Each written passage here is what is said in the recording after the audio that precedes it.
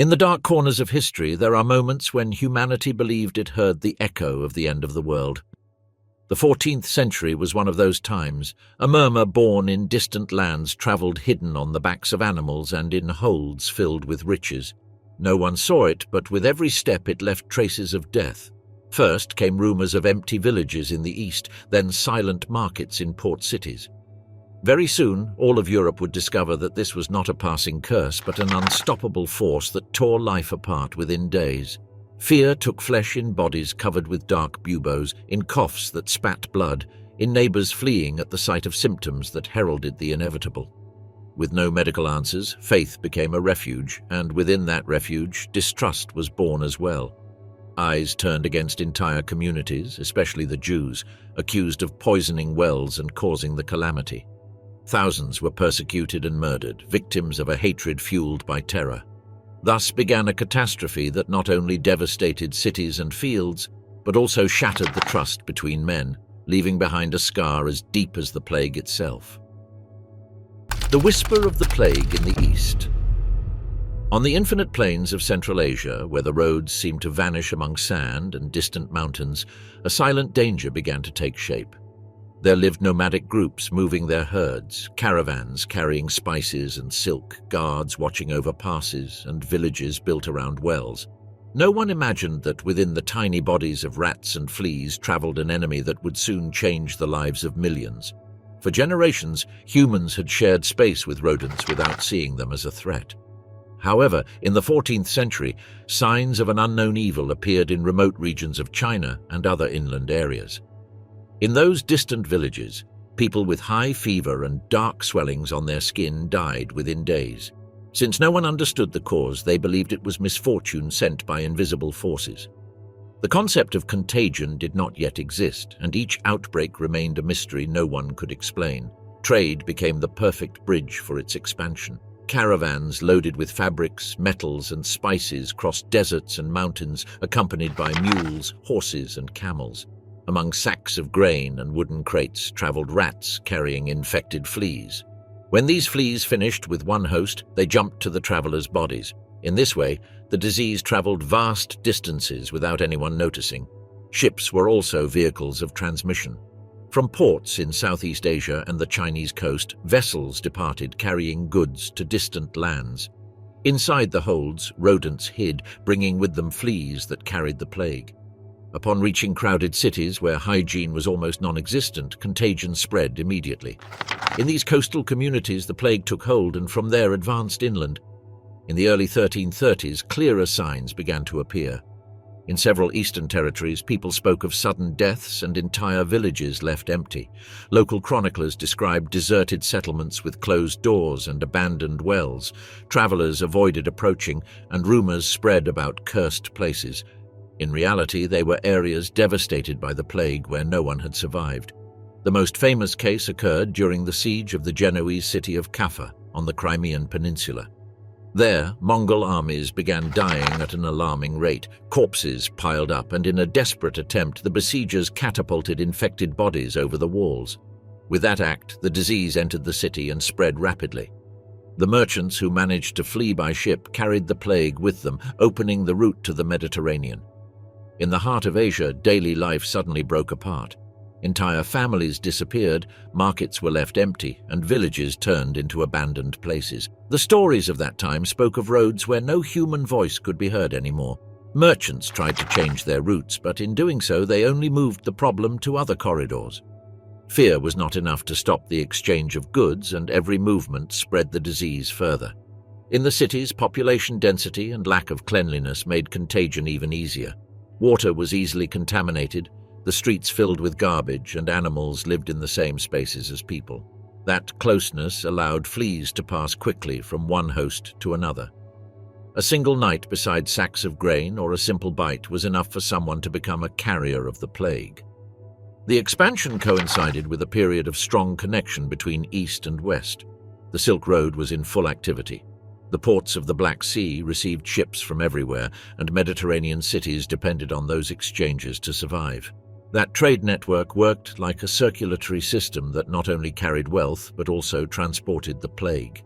In just a few years, What had started as isolated outbreaks turned into a disaster of continental scale. The pattern repeated itself: animals as carriers, infected fleas, vulnerable humans, and destroyed communities. Language or religion made no difference. The plague advanced with the same speed everywhere, leaving behind silence and death.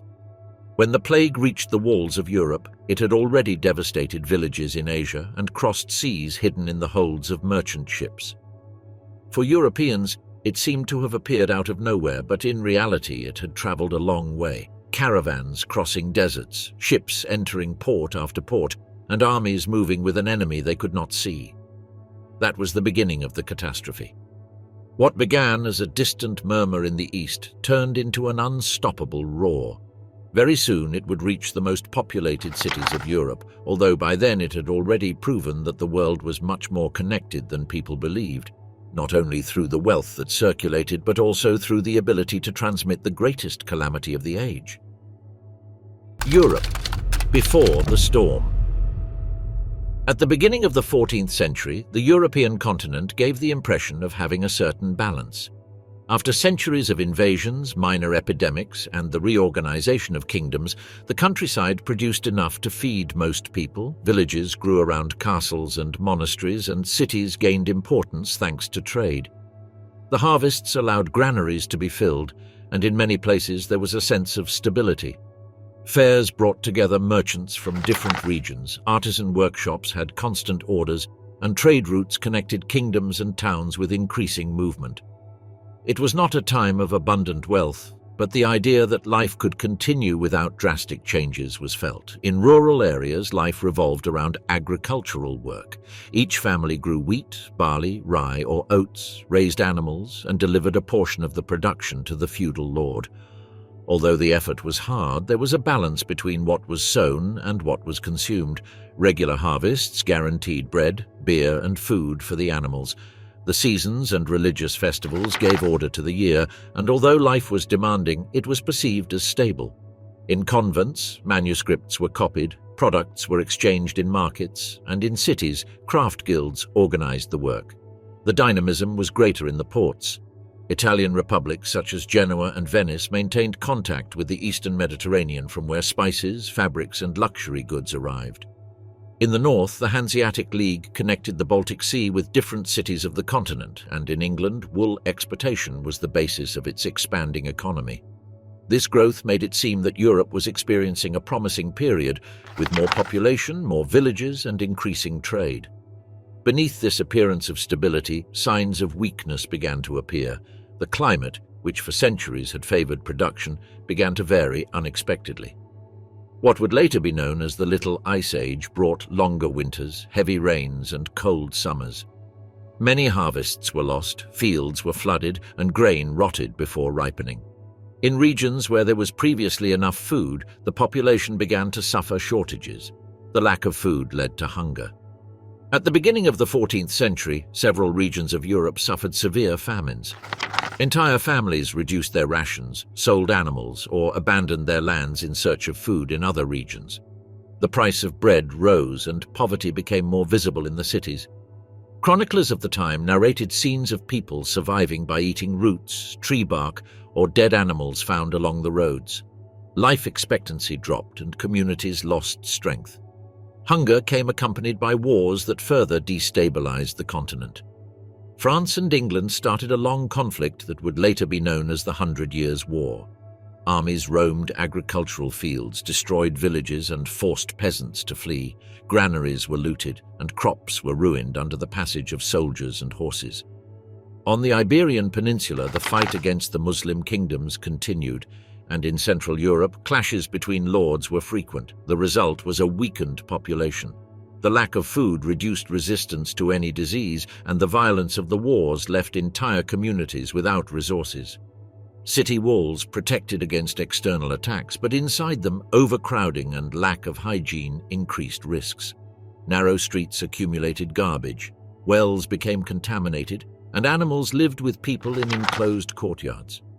What once seemed like order began to transform into insecurity. Peasants who depended on regular seasons could no longer rely on the weather. Rain damaged crops, prolonged winters killed animals, and the lack of food generated tensions with feudal lords who continued demanding rents. Complaints and rumors of hard times abounded in the markets. Chroniclers of the time saw those years as a prelude to calamity. The combination of hunger, wars, and outbreaks of minor diseases made the population feel that uncontrollable forces were upon them. Each disaster seemed to announce an even greater one. Clerics explained these misfortunes as divine punishments, and penitential processions multiplied in villages and cities.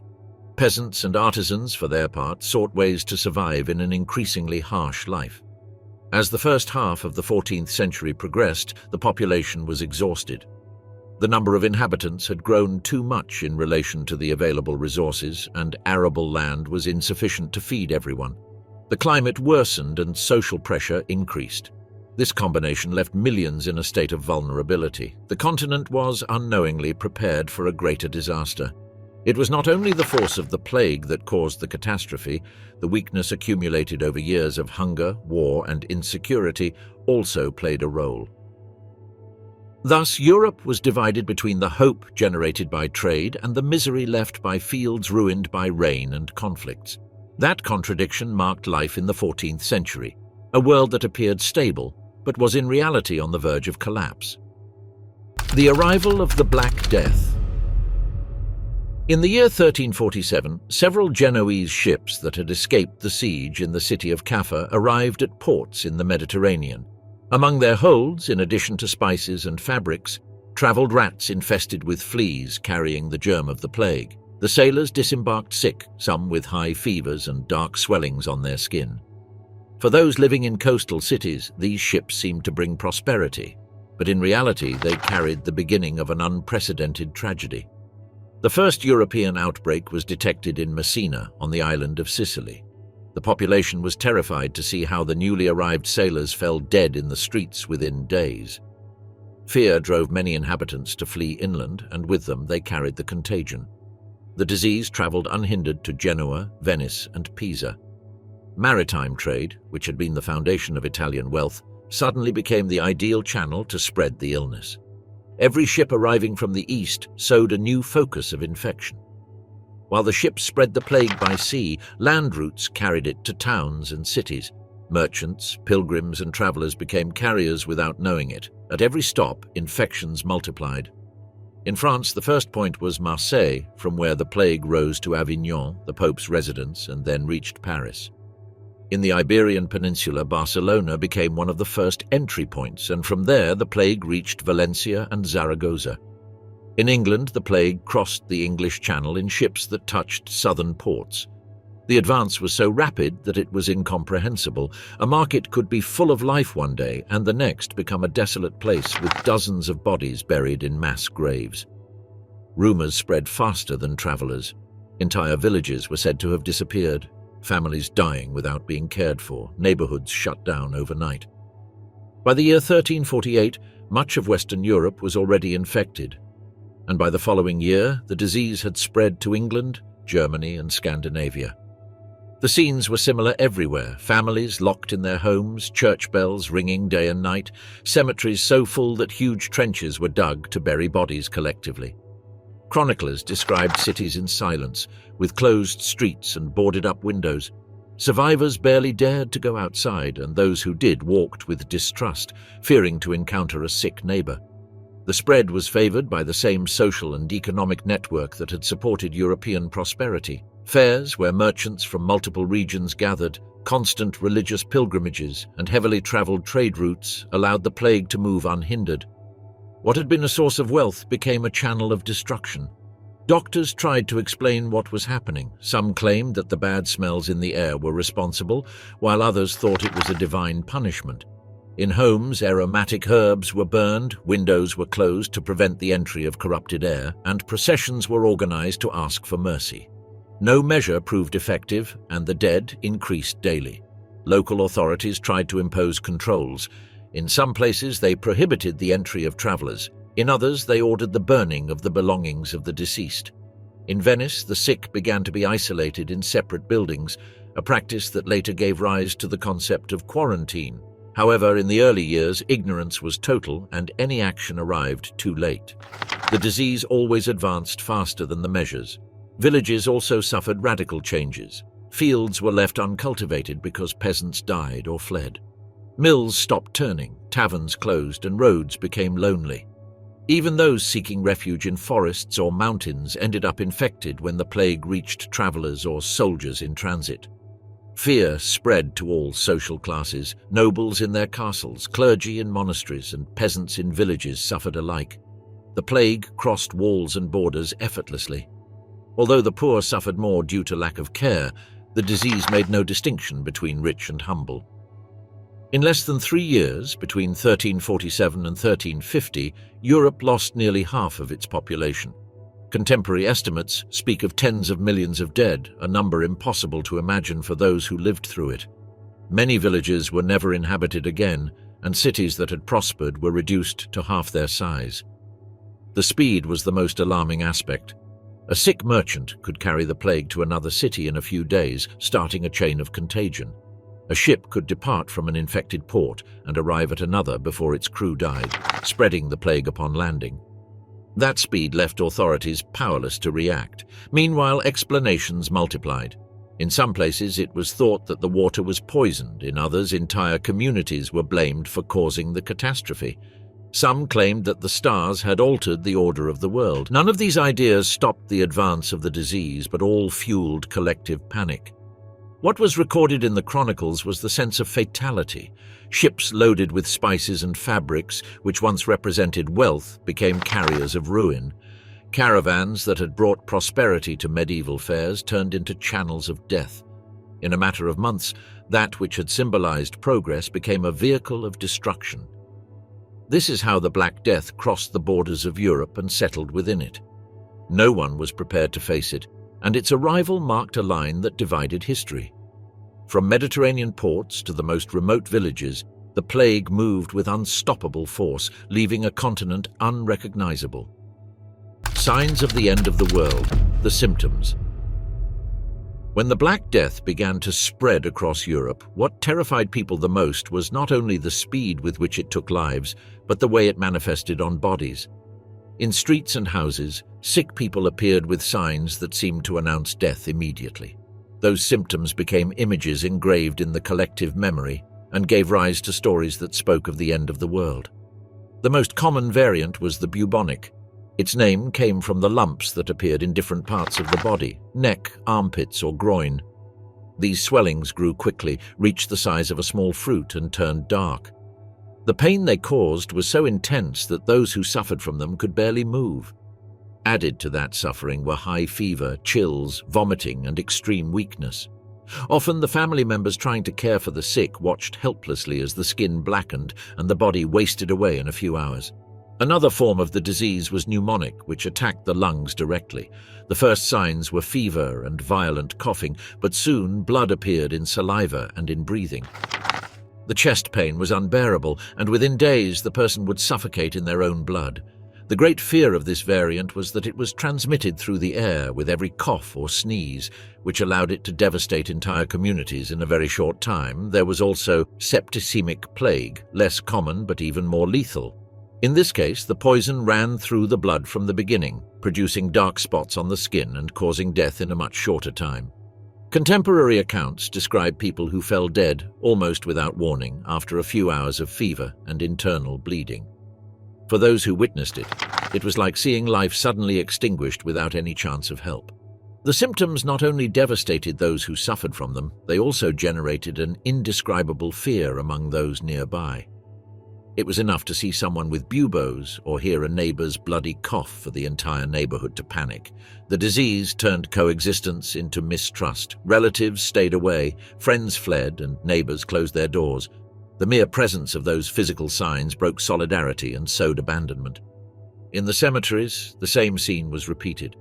The gravediggers, accustomed to dealing with corpses, encountered blackened, swollen bodies covered in spots. The priests who came to give the last rites often fell ill from being so close to the dying. That chain of contagion turned many of them into additional victims. The fear was not only in the visibly sick, but also in the seemingly healthy who suddenly fell stricken. The uncertainty about who would be next fueled rumors. There was talk of poisons thrown into wells, of divine punishments, and of evil forces roaming the streets. The only certainty was that the bodies displayed signs anyone could recognize, and those signs seemed to announce the total destruction of the community. Chroniclers of the time described scenes that impressed even later generations. In one house, there could be several family members with buboes the size of an egg, some agonizing while others already lay dead in the same room. On other occasions, neighbors found closed houses where everyone had died without receiving help. That accumulation of images reinforced the idea that it was the end of times. The psychological impact was as strong as the physical. Those who survived the fever or the buboes were marked by the experience of having seen siblings, parents, or children die with the same symptoms. That association of visible signs and rapid deaths left a deep mark on the memory of Europe. For centuries, any subsequent epidemic was compared to those unmistakable signs. The variants of the plague did not always appear separately. On many occasions, a patient would begin with buboes and then develop bloody cough, or suffer a high fever that soon led to septicemia. That mixture of forms made any treatment attempt more difficult and increased the bewilderment of doctors who could not understand how the same disease could manifest in such different ways. The streets of the cities were constant witnesses to that diversity of symptoms. Sick people were seen dragging themselves along, families carrying their relatives covered in buboes on carts, and processions of corpses leaving behind the smell of death. Every urban space became a visible reminder of the power of the plague. Over time, the population began to identify the signs as inevitable signals of death.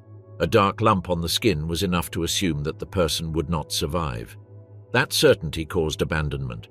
Parents avoided their children, spouses avoided their partners, neighbors avoided each other. Fear overcame any bond, and the symptoms became a social mark that immediately isolated the sick. Testimonies insist that the plague not only killed, but also undermined trust within the community. The fear of symptoms turned daily life into a constant scene of suspicion. That fracture of the social fabric was one of the deepest traces of the epidemic because it transformed physical pain into a collective phenomenon that destroyed the idea of shared security. Visible signs, in short, were both a warning of imminent death and a driver of widespread terror. That dual condition explains why the memory of the symptoms remained so strongly engraved in Europe's memory to the point of being evoked for generations as if they had been signs of the end of the world. God against the plague, social and religious responses. When the plague began to ravage villages and cities, the population sought answers in faith. Medical explanations proved insufficient, and the lack of knowledge about the origin of the disease led millions to believe it was a divine punishment.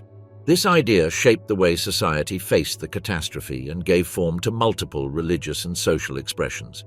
Churches filled with faithful who begged for mercy.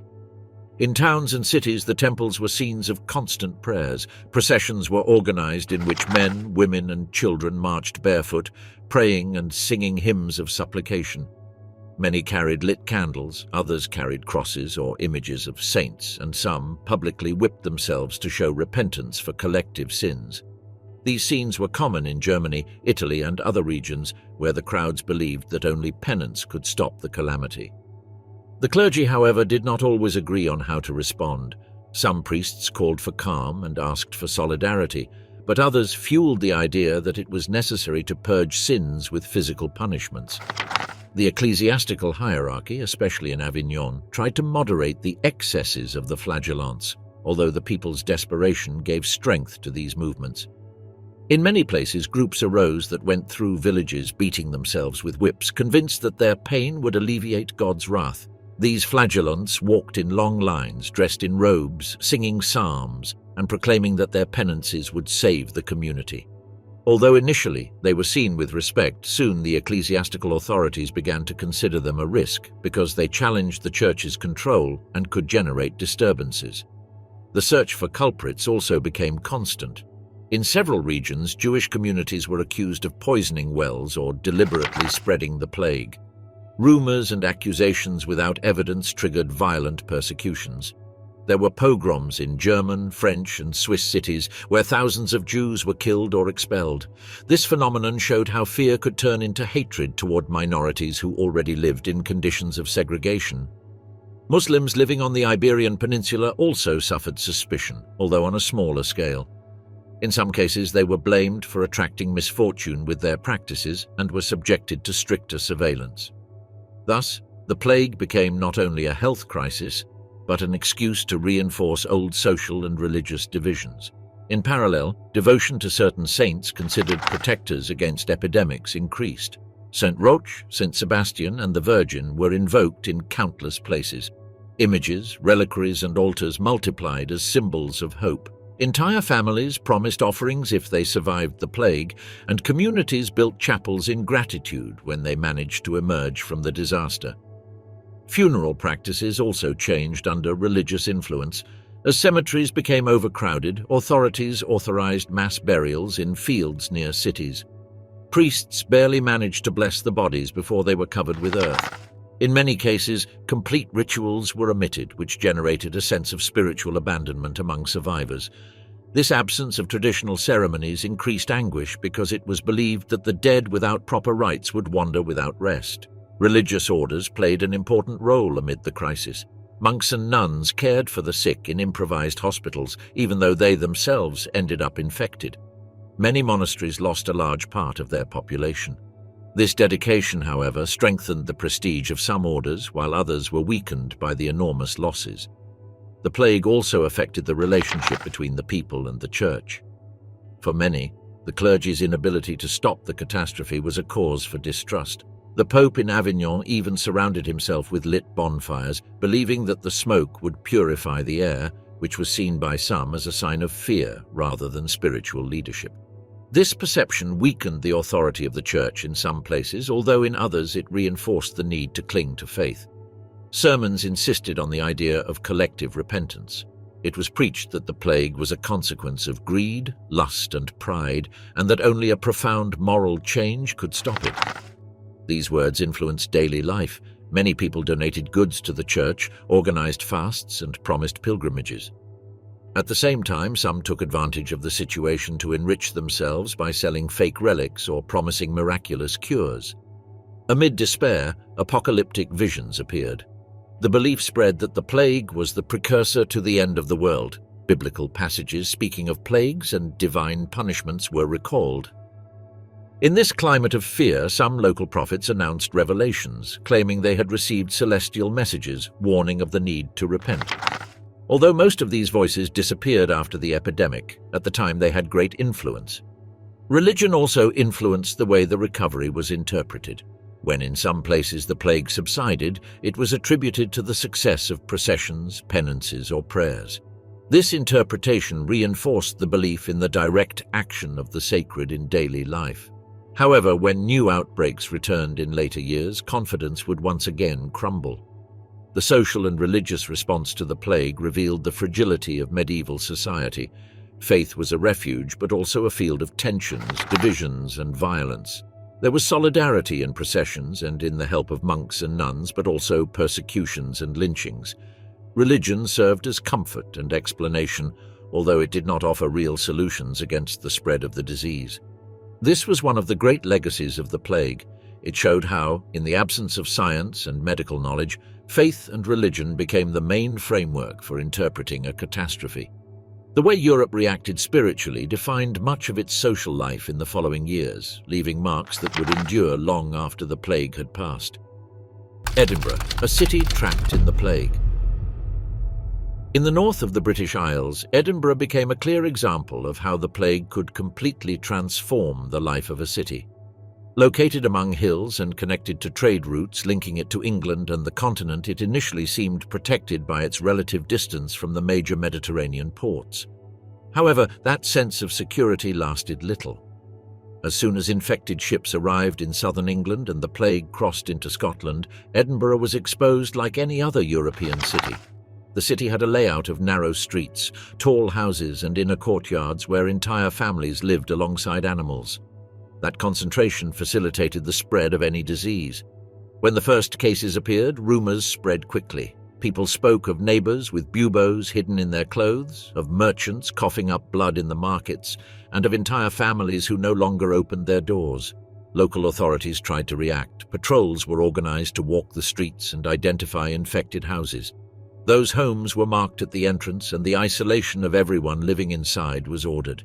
On occasion, guards would even board up doors to prevent anyone from escaping. That confinement often amounted to a death sentence because inside sick and healthy people remained together with no possibility of receiving help. Cemeteries began to fill rapidly. As space ran out, mass graves were dug on the outskirts of the city. There, dozens of bodies were buried each day with only a quick blessing from a priest. The neighbors who remained alive watched those trenches with horror, knowing that very soon they could end up in them. Everyday life was radically altered. Markets, which had once been the heart of the city, emptied. Artisans stopped working, workshops closed, and taverns were deserted. Only some bakeries and water stalls remained open, attended by people working at a distance or with improvised protections. The sound of town criers was replaced by the constant tolling of funeral bells. In the poorest neighborhoods, where houses were smaller and shared by several families, the plague struck with particular force. There was no space to isolate the sick, and daily coexistence accelerated contagion. The streets were filled with unbearable odors, and in many places neighbors lit bonfires with herbs to try to purify the air. That smoke became a constant presence, mixed with that of the ovens that burned tirelessly to consume the clothes and belongings of the dead. The upper classes tried to escape to the countryside, taking refuge in distant manor houses. Some managed to survive, but many carried the disease with them and caused new outbreaks in rural villages. Those who remained in the city were not safe either. Although they could afford more expensive care and confinement in larger homes, infections reached everyone without distinction. The records of the time mention the work of the gravediggers, known as plague bearers. These men traveled the city in carts collecting corpses, protected only with cloths soaked in vinegar to withstand the stench. They were feared figures and at the same time necessary. Often they themselves died in the performance of their work, immediately replaced by others who assumed the same fate. In some neighborhoods, desperation led to looting. Abandoned houses were ransacked in search of food or goods, regardless of the risk of contagion. Guards tried to impose order, but their numbers decreased every week because they also fell ill. This loss of control increased the feeling that the city was plunged into chaos. Religion remained present in the life of Edinburgh, although differently from what was seen in other regions. Collective prayers were organized in open squares, asking for God's protection without entering closed temples for fear of contagion. Presbyterian ministers preached outdoors, insisting on the need to repent and accept the divine will. For many inhabitants, these gatherings were the only moment of human contact outside the confinement of their homes. The plague also transformed social relations. Neighbors who previously shared food began to avoid each other. Families that usually supported each other in times of need closed doors and windows to protect themselves. Fear of contagion reduced solidarity to a minimum, and the city became a place where distrust dominated over any other feeling. As the months passed, Edinburgh was practically paralyzed. Entry roads were closed, caravans stopped arriving, and trade came to a halt. Those who managed to survive went out into empty streets with closed shops and boarded-up houses. The image of the city resembled that of a deserted stage, interrupted only by the passage of the gravediggers and the smoke of the bonfires. When the plague began to recede, what remained was a city very different from the one that had existed before. Thousands of inhabitants had died, entire neighborhoods were depopulated, and the local economy was destroyed. Workshops took years to reopen, and many never recovered. The memory of those weeks of silence and death remained etched in the survivors as the most terrible experience of their lives. The memory of Edinburgh during the plague became a symbol of urban suffering throughout Europe. Although each city had its own story, the image of narrow streets turned into corridors of death, of bells ringing incessantly, and of families locked inside sealed houses represented the fate of countless communities trapped in the same tragedy.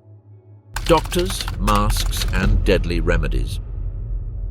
The arrival of the Black Death put medieval medicine to the test, and what was revealed was the enormous fragility of the knowledge of the time. Doctors trained at universities that still followed ancient teachings faced a disease they did not understand and for which they had no effective answers. However, their attempts were recorded in memory because of the very visible way they tried to fight the invisible. One of the most remembered images is that of the doctor dressed in a long waxed coat, gloves, high boots, and above all a mask with an elongated beak that covered his face.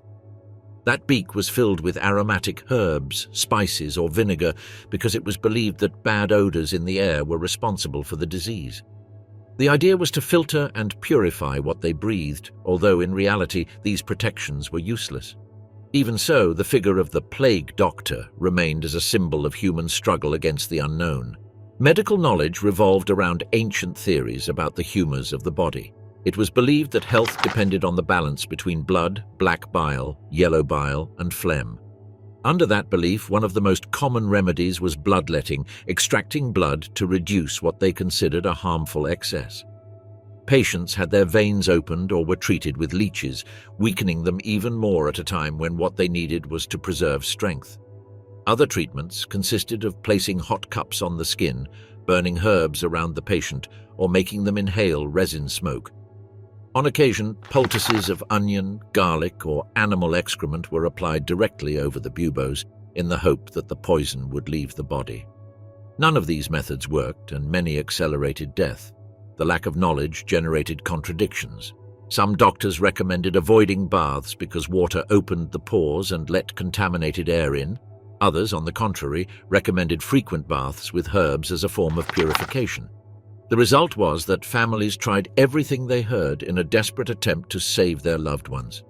The failure of official medicine did not go unnoticed by the population. Over time, people began to distrust doctors, convinced that their remedies were useless or even harmful. In some places, doctors were attacked or expelled, accused of taking advantage of suffering to enrich themselves. That loss of trust created space for religious and superstitious practices, which competed with medical solutions. Doctors, however, were also victims. Many of them fell ill while treating patients and died alongside them. The beaked mask costume was used mainly in Italian and French regions, but even there those who wore it ended up infected. Despite this, their figure became part of the European imagination. Years later, artists and chroniclers recalled these doctors as a reminder of human helplessness in the face of the plague. Cities tried to organize some kind of health control based on the experience of the doctors. In Venice, for example, lazarettos were established, buildings intended to isolate the sick. Those showing symptoms were confined there, separated from the rest of the population. Although rudimentary, this was one of the first attempts to apply systematic isolation measures. In other cities, waiting periods began to be imposed for ships arriving from infected ports. From this practice arose the term quarantine, which meant keeping the vessels isolated for several weeks before allowing disembarkation. Desperation also led to a proliferation of healers and charlatans. In the streets, amulets, potions, and powders promising immunity were offered. Some sold pieces of bone or small reliquaries claiming they protected against evil. Others distributed writings with magical formulas or brews said to contain secrets brought from the East. Most of these practices had no effect, but they thrived thanks to collective fear. In the domestic sphere, families applied home remedies. Bunches of aromatic plants were hung in windows, juniper was burned in rooms, or walls were sprayed with vinegar. In the fields, bonfires were lit around villages under the belief that smoke prevented the disease from entering. None of these measures stopped the plague, although they gave the inhabitants the feeling of doing something against the inevitable. Medicine of the time also showed its limits in written records. Treatises that tried to describe the plague collected observations of symptoms and recommendations, but almost always ended with religious formulas or appeals for repentance. This shows that doctors could not entirely separate their practical knowledge from the prevailing spiritual beliefs. The impact of the plague on the medical profession was long-lasting. Many doctors died, others abandoned their work, and some survivors began to reflect on the need to study more rigorously. In the following decades, the experience of the plague fueled a slow shift toward empirical observation and the creation of more organized hospitals, although it would still be centuries before true scientific explanations appeared. During the harshest years, the image left in the population was that of powerless doctors, grotesque masks, and remedies that seemed more like punishments than cures. That memory remained alive for generations, evoked with fear and also with irony. The recollection of beaked masks, bloodletting, and absurd potions became a symbol of human vulnerability to forces they could not control. The Black Death not only devastated cities and families, it also exposed the limits of medieval medical knowledge. It showed that the science of the time was still tied to ancient theories and erroneous beliefs, and that the response to such a powerful enemy was more a reflection of desperation than an effective effort. That powerlessness was etched into European memory as one of the bitterest lessons of the catastrophe. The echo of the plague in history. When the most intense outbreaks of the plague began to subside, Europe was no longer the same. In just a few years, the disease had drastically reduced the population, devastating entire cities and leaving villages deserted. The human void became a visible wound across the continent. It is estimated that between 1/3 and half of the European inhabitants died, a loss that forever changed the structure of society. The most affected regions showed abandoned fields and ruined houses. The roads that once connected towns lay empty, overgrown with weeds. Some communities never repopulated, and the memory of those places disappeared over time. Even in large cities, entire neighborhoods became uninhabited, with workshops and markets closed for decades. The population decline had an immediate effect on the economy. With fewer peasants available, the land remained, but labor was scarce. The survivors began to negotiate better conditions with feudal lords, breaking old balances. In England, for example, peasants demanded higher wages and freedom to move, which led to social tensions and rebellions. The feudal system, which already showed signs of exhaustion, quickly crumbled. In urban areas, the lack of workers forced rules to be more flexible. Craft guilds had to accept new apprentices and reduce restrictions. This opened the possibility of advancement to those previously trapped in secondary trades. Many heirs received land, houses, or workshops after the death of relatives, allowing a certain social mobility that had previously seemed impossible. This reconfiguration gave rise to new dynamics in cities, though not always in an orderly manner. The church, a central institution in medieval life, also underwent transformations. The massive death of clergy weakened monasteries and parishes. The inability of the hierarchy to provide convincing explanations or stop the plague caused distrust among part of the population. At the same time, popular religious expressions, such as processions or cults of protective saints, gained strength. This contrast between weakened authority and popular devotion would shape the future relationship between the church and the faithful. Culturally, the plague left a deep mark. Art and literature began to reflect the obsession with death. Macabre representations emerged, such as the dances of death, in which skeletons led nobles, peasants, and kings to the same fate. These images showed the idea that death made no distinctions and that everyone shared the same fragility. The worldview became darker, although also more aware of the fleeting value of life. The memory of the plague was passed down from generation to generation. Even centuries later, each new epidemic was compared to that disaster. Stories of empty streets, funeral bells, and abandoned villages became permanent warnings.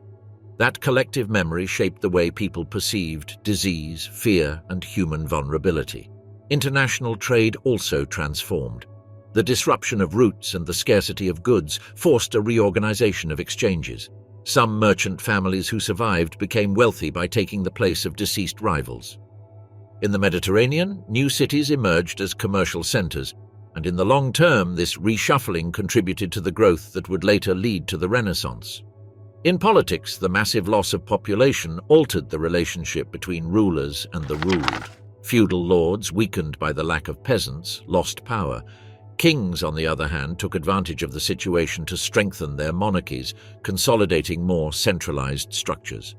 This transition paved the way for changes in the organization of power that would develop in the following centuries. The plague also influenced the way hygiene and public health were understood. Although medical knowledge was still limited, the experience of the catastrophe planted the idea that isolation, cleanliness, and control of movements were necessary measures. Cities such as Venice developed quarantine systems for ships and travelers which over time were perfected. This was a direct precursor to modern sanitary practices. Socially, the tragedy caused a widespread feeling of distrust. The experience of neighbors abandoning the sick, families isolating themselves, and communities persecuting minorities left scars on the social fabric. However, new forms of solidarity also emerged in some places, especially among those who had survived together. That mixture of isolation and mutual aid became part of the memory of the disaster. Mortality had another unexpected effect: the massive inheritance of property. Many people who had previously owned no land or assets suddenly found themselves with resources that had belonged to deceased relatives. This phenomenon altered the distribution of wealth and allowed some peasants and artisans to rise in the social hierarchy. At the same time, it generated legal disputes and family conflicts over ownership of land and houses. Culturally, the plague inspired reflections on the fragility of life and the inevitability of death. Writers and thinkers began to raise questions about the meaning of existence and divine justice. Although most of these reflections remained framed within religion, they marked a shift in collective sensibility. The imprint of the Black Death was much more than a painful memory. It altered social structures, changed mentalities, promoted sanitary practices, and opened space for political and cultural transformations. Europe survived the tragedy but never returned to the same state. What remained were not only empty fields and crowded cemeteries, but also a new way of conceiving the world, marked by the memory of horror and the necessity to adapt to it. The Black Death thus became an event that reordered European life. Although its immediate effects were devastating, its legacy extended for centuries as a silent current that shaped the continent's history. The collapse of power, plague, and the rise of new elites.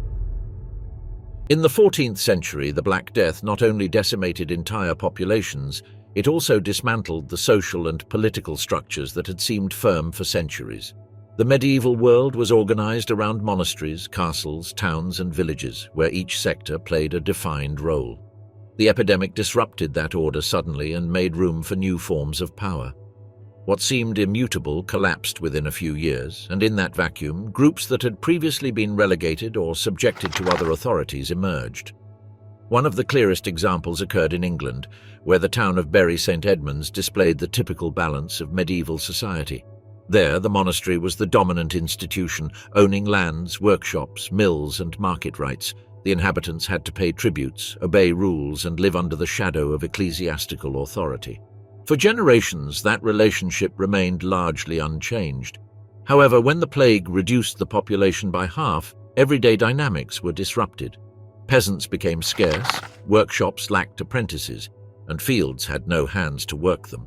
The monastery, which depended on that labor force, saw its power weakened immediately. While the religious institution sank into debt and scarcity, a different group began to gain ground. Urban merchants, who had already accumulated some capital through the trade of wool, grain, and artisanal products, took advantage of the situation. With the fall in land prices, they could acquire plots and rights that had previously been in the hands of the monastery. The crisis that ruined the old lords became the opportunity for this new urban sector to consolidate its economic power.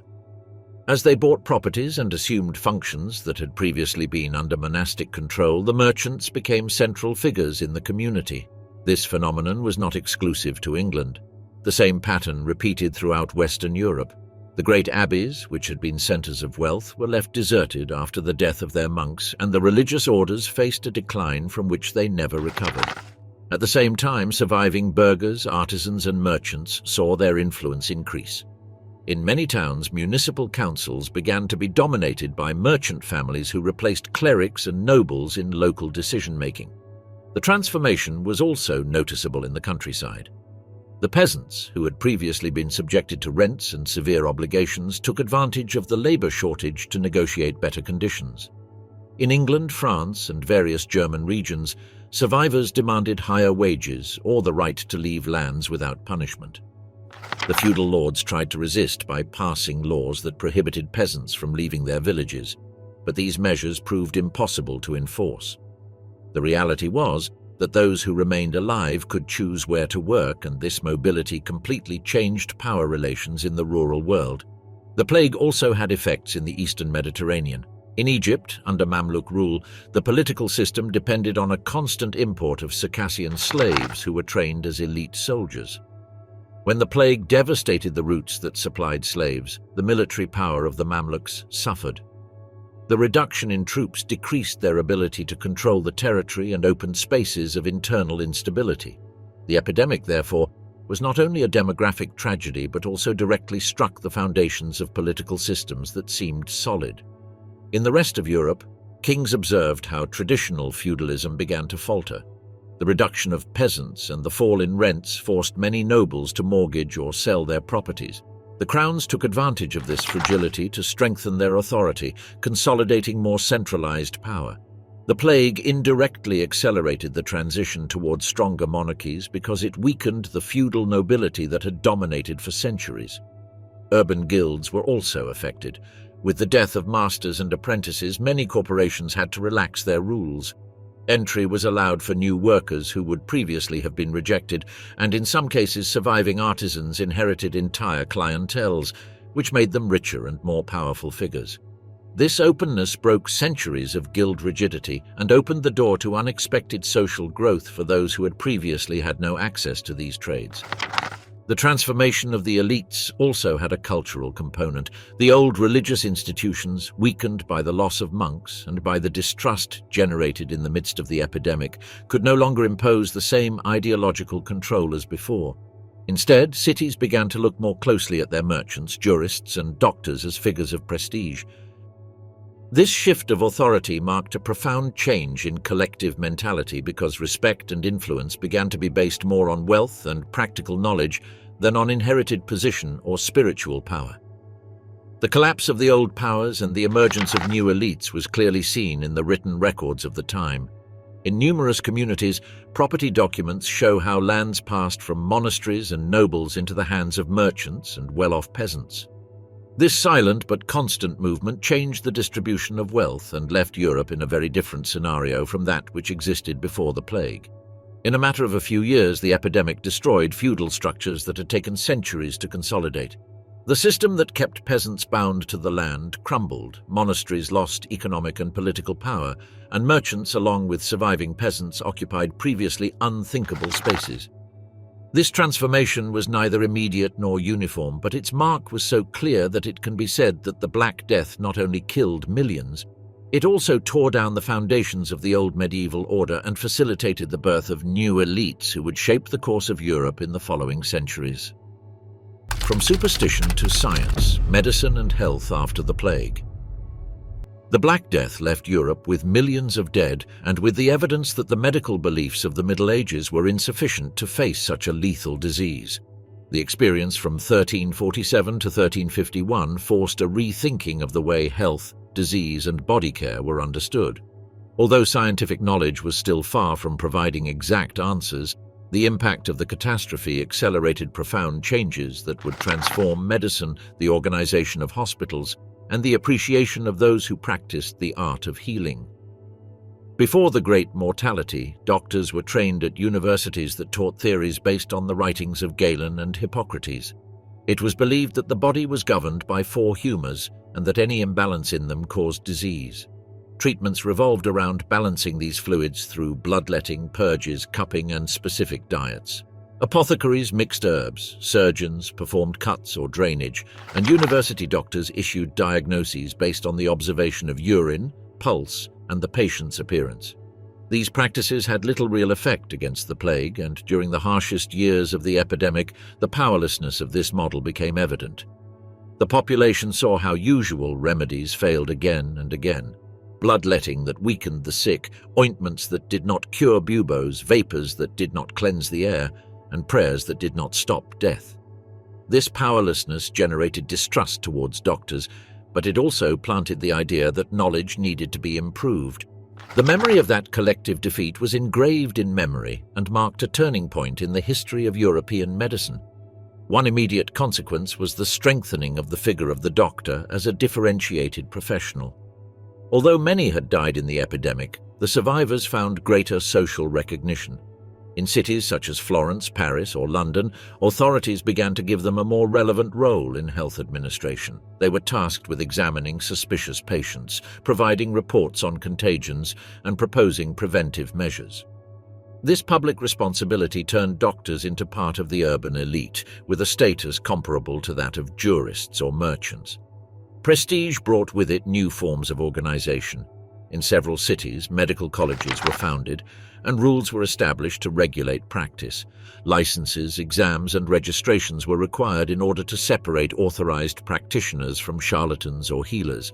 This professionalization process consolidated medicine as a profession with its own rules and growing economic value. Physicians' fees increased, and many wealthy families hired them as permanent advisors for healthcare. Hospitals also changed. Before the plague, most operated as religious shelters where the poor and pilgrims were cared for. After the epidemic, a transformation toward institutions more organized around medical care was promoted. Patients began to be separated by ailments, isolation measures were applied, and cleanliness conditions improved. Although still rudimentary, these changes represented progress toward a more sanitary rather than charitable conception. The cities that had experienced the largest outbreaks adopted innovative measures. Venice, for example, created the first permanent lazarettos, buildings exclusively for contagious patients. People suspected of carrying the plague were confined there, separated from the rest of the population. This model was imitated in Marseille, Genoa, and other port cities. The concept of quarantine, which had begun improvised during the initial epidemic, became an established practice regulated by municipal authorities. The experience also drove advances in surgery. The lack of university-trained doctors in many places gave prominence to surgeons and barbers who had previously been considered lower rank. They performed buboes incisions, abscess drainages, and direct treatments on the patient's body. Although often painful and ineffective procedures, this constant practice allowed them to accumulate experience and pave the way for more advanced surgery in the following centuries. Medical botany also received a boost. Apothecaries began experimenting with combinations of plants and minerals, systematically recording the results. Some of these observations did not cure the plague, but they were useful for treating other ailments. In this process, empirical knowledge was developed that enriched the European pharmacopoeia and laid the foundations for more advanced medical chemistry in modern times. The growing prestige of physicians and surgeons did not mean the end of superstition, but it did change the balance between the religious and the scientific. Prayers and processions remained common. However, the population began to rely more on diagnoses, prescriptions, and practical measures. This transition did not eliminate ancient beliefs, but opened a new space for observation and experience as sources of knowledge. In parallel, the repetition of outbreaks over the following centuries forced improvements in public health measures. Each time the plague returned, cities implemented quarantines, market closures, and traveler controls more quickly. Health boards were created to coordinate these actions, and in some places, sanitary cordons were established around neighborhoods or villages. Although rudimentary, these measures represented a fundamental change, the idea that the community could organize itself to prevent the spread of a disease. The experience also transformed medical ethics. Before the plague, many doctors only attended wealthy clients who could pay high fees. During the epidemic, some fled out of fear of contagion, which generated severe criticism. In the following years, there was more discussion about the responsibility to care for everyone, even under risky conditions.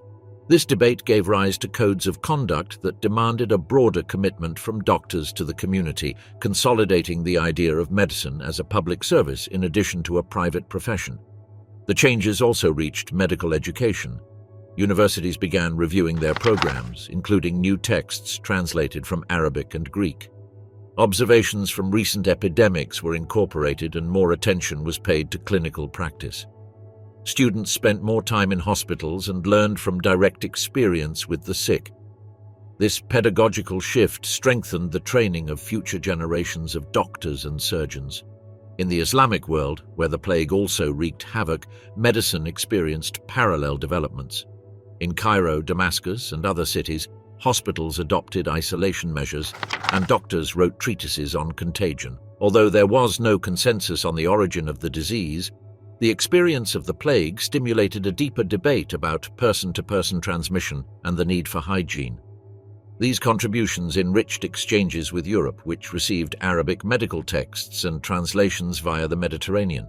The social valuation of doctors and pharmacists reached a level that previously seemed impossible. In many cities, they were integrated into municipal councils and participated in political decisions related to health. Their opinions were heard alongside those of jurists and merchants, consolidating an urban elite in which medicine had its own place. The plague, which had demonstrated the fragility of medical knowledge, simultaneously ended up reinforcing the prestige of those dedicated to healing.